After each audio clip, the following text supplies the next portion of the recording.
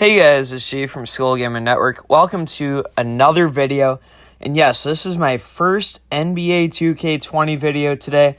And as I'm sure you can tell by either the title of this video or the thumbnail, which also is serving as the background for the intro to this video, I'm going to take the 5 biggest trade deadline trades, in my opinion, run them through NBA2K20's trade engine, and see whether or not these trades will work.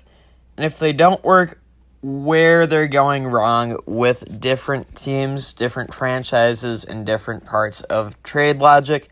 So I hope you guys enjoy this video. And the first trade we are going to attempt is the massive 4-team, 12-player trade between the Rockets, the Timberwolves, the Nuggets, and the Hawks, with Clint Capella going to Atlanta and Robert Covington going to Houston as the main pieces.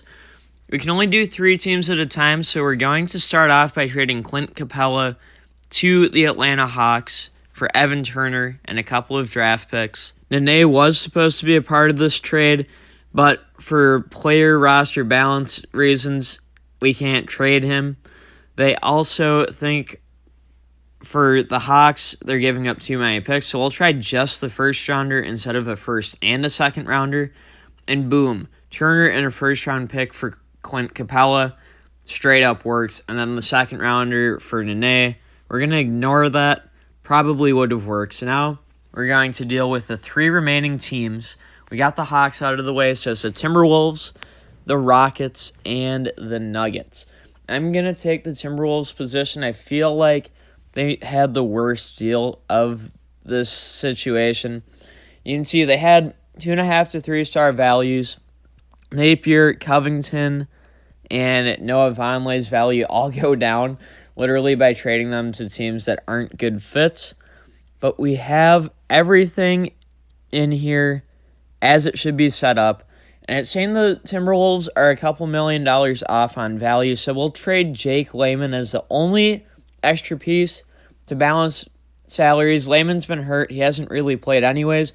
And the trade goes through. As we move on to the D'Angelo Russell for Andrew Wiggins trade, I'm surprised that 12-player 4-team trade actually worked as easily as it did. With the D'Angelo Russell trade, the Timberwolves gave up Andrew Wiggins, a 2021 protected first-round pick, and a 2021 second-round pick. They got D'Angelo Russell, Amari Spellman, and Jacob Evans III. I don't really expect for this trade to go off without any hitches. I'm expecting to have to throw in at least 1 extra first-round pick. But hopefully it's only 1, maybe 2 at most. We're going to see what it takes to get this trade to go through for the Warriors. And, hopefully, like I said, it's only 1 extra pick to get the trade to go through. As we build this trade out, some of these guys I didn't even know the Warriors had on their roster. If we look at this trade as it's constructed, I don't think it will be a legal trade, trading 3 players for 1. Yep, something with the Warriors only being able to have 15 players on their roster during the season, even though they'd be getting rid of players. So we're going to remove one of the extra players. We'll go just D'Lo, Jacob Evans. We're going to strip it down to just D'Angelo Russell for Wiggins and the first and the second. We tried them in 2020 to see if the trade engine values 2020 picks higher, even though, of course, in real life, the 2020 draft class is terrible. 2021 is much better, which is why the Warriors took the 2021 pick. It didn't work. We're now at 3 first-round picks. Still no luck. We're going to try 4 first-round picks in Andrew Wiggins for D'Angelo Russell, and it goes through. So that was 3 extra first-round picks just to get D'Angelo Russell than what the Wolves actually had to pay. Now we're on to the trade with Andre Iguodala going to the Miami Heat along with Jay Crowder, Justice Winslow going to the Grizzlies, James Johnson going to the Timberwolves, and Gorgui Dieng going to the Grizzlies as well. We'll get all of the players added. This trade, as we set things up, everyone from the Miami Heat has 2 or 2.5 star trade value. Now, as we start to add the Grizzlies trade assets, let's see if things stay the same or if they change at all. And we add Iggy. Every player from the Heat has 2-star trade value. Iguodala has 2-star trade value. So does Jay Crowder. Let's add in here Solomon Hill. So every player has the same amount of trade value. Now we'll add Gorgui Dieng as the last trade piece here.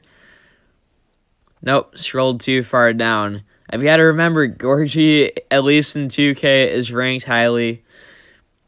He also has 2-star trade value, but James Johnson drops to 1.5-star trade value. This trade seems like it should mostly work, but neither the Grizzlies nor the Timberwolves are interested.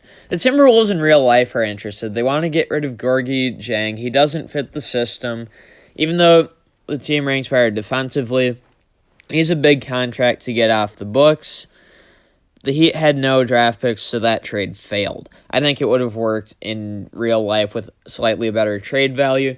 Now we're on to the Marcus Morris, traded from the Knicks to the Clippers. The Wizards are involved trading Isaiah Thomas to the Clippers, although Isaiah Thomas immediately got cut, so it's kind of a weird trade. We're going to see if this works, because Marcus Morris is coveted by both the Clippers and the Lakers. So if the trade doesn't work for the Clippers, then maybe the Lakers should have had a shot at him. At the same time, it's not known what the Lakers were willing to give up. Of course, it seems highly unlikely that they would have given up Kyle Kuzma. And outside of Kyle Kuzma, their trade assets that would make sense in a Marcus Morris trade seem to be pretty limited, especially after trading for Anthony Davis in the offseason. So, we're working on building out the trade. So Isaiah Thomas and Marcus Morris both went to the Clippers. Mo Harkless went to the Knicks, Jerome Robinson to the Wizards, and both of the draft picks, if you have the exact draft picks chosen, go to the Knicks. Now, the picture I posted didn't have a pick swap. A different website, I think NBA.com's trade tracker actually said there was a pick swap between the Clippers and the Knicks. So that's why I have it here at first. And 2K's Sim Engine thinks the Knicks have a higher value even if they swap the worst pick. So the Knicks would keep the best pick. It provides negative value to the trade. It was really weird, so we removed the pick swap. Still doesn't work. We're going to move on to the Andre Drummond traded to the Cavaliers deal. We're on the Pistons side giving him away. This should go through, but let's see if this even makes sense. The players involved were John Henson and Brandon Knight. I think, as we'll see coming up here, they're both going to have 2-star trade value. So it's like, oh yeah, you give away 3.5 stars in trade value, and you get 4 total stars in trade value. But 2 2-star players does not equal a 3.5-star player. And you and I both know this. A second-round pick's not going to be worth it either. This was the worst trade of the trade deadline. And then they say the trade's illegal because the Pistons would have too many players or not enough players, or the Cavaliers would.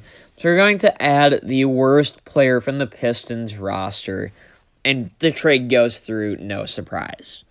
And I hope you guys enjoyed this video. If you did, be sure to leave a like. If you're new around here, subscribe for more gaming content.